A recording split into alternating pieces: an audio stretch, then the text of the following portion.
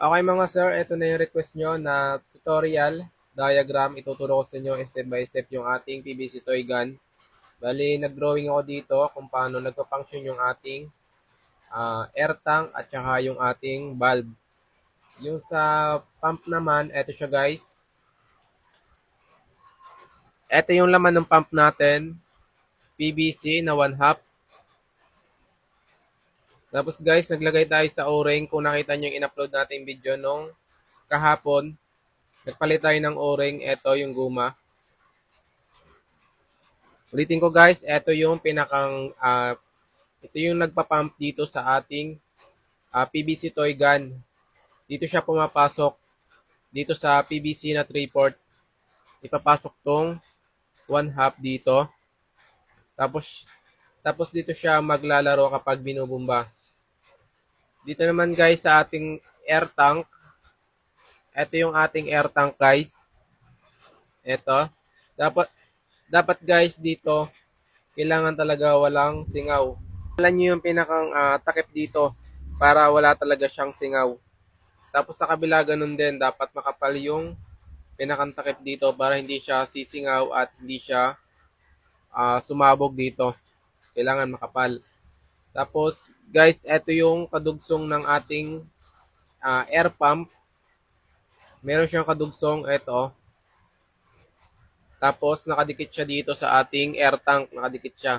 Bali nilagyan ko din siya ng air tank dahil may hangin din to guys, puno din to ng hangin at saka ito. Ayan, dagos. Ito naman yung ating firing pin guys. Meron na rin akong in-upload na tutorial kung paano gawin yan.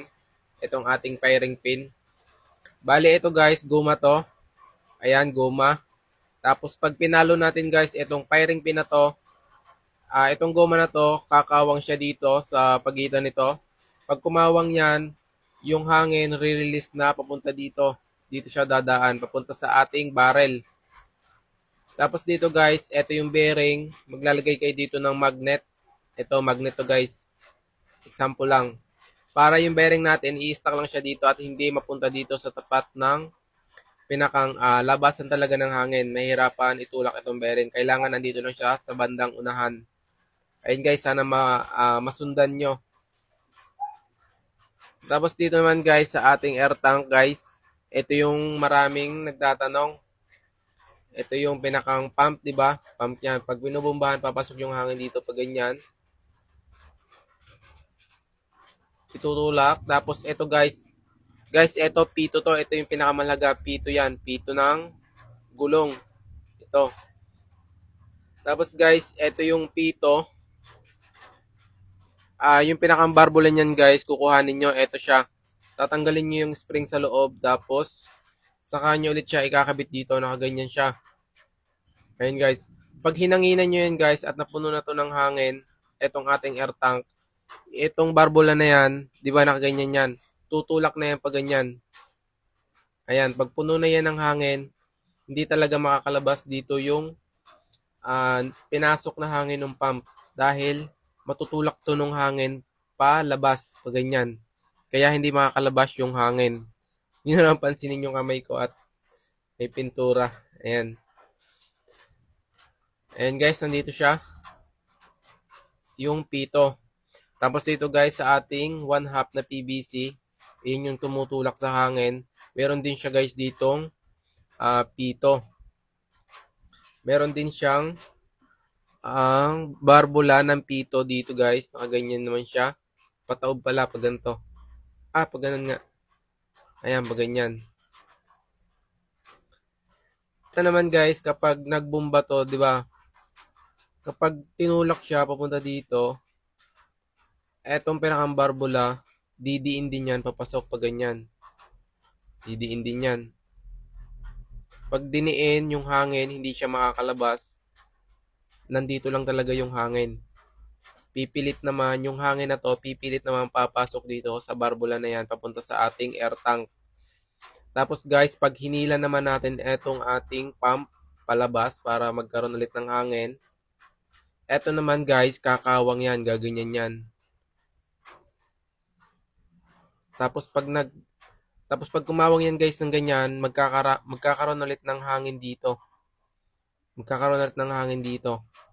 Tapos pag tinulak ulit natin yung ating pump, pag ganon, sasara na ulit yan at yung hangin makukulong na ulit at wala talaga siyang magagawa kundi pumasok dito sa ating air tank dito, papasok dito. Ayan. Ito yung hangin guys, oh, pag ganyan yan. Tapos, pag puno na to guys ng hangin, pwede natin siyang i-release dito. Ito yung ating firing pin. Pag napukpok tong firing pin na to, lalabas yung hangin dito pag ganyan. Tutulak na yung ating bearing palabas. Mag-ingat lang din kayo guys, baka kasi manipis na PVC yung magamit nyo at sumabog. Hindi kaya naman, saka gusto nyo makagamit kayo ng PVC na manipis, kailangan makapal yung gamitin nyo. At saka siguraduhin nyo guys na walang singaw. May stress kayo pag mayroong singaw yan. Baka maihampas nyo lang.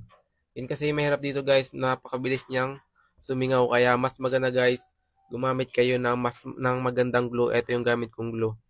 Tapos gumamit kayo ng PVC powder para dito guys. Oh. Ito. Lagyan nyo siya ng PVC powder dito. Dito din. Tapos dito guys, kung nakita nyo yung ating PVC toy gun, meron siya ditong PVC powder. Ayan, dinikitan ko siya dito guys. Oh. Ayan. Ito naman guys, ito tubo to. Ito yung nagdulugsong dito sa short tank natin at saka dito sa long. Nagdikit ko lang siya guys. Ayan, para mapakita sa inyo. So, ayun lang guys yung discard dito sa ating PVC toy gun. Sana masundan nyo. Kung hindi naman, gagawa pa tayo dyan ng tutorial na talagang ginagawa natin yung PVC toy gun. Pero kung nagets nyo to guys, comment nyo dyan sa ating comment section kung nagets nyo.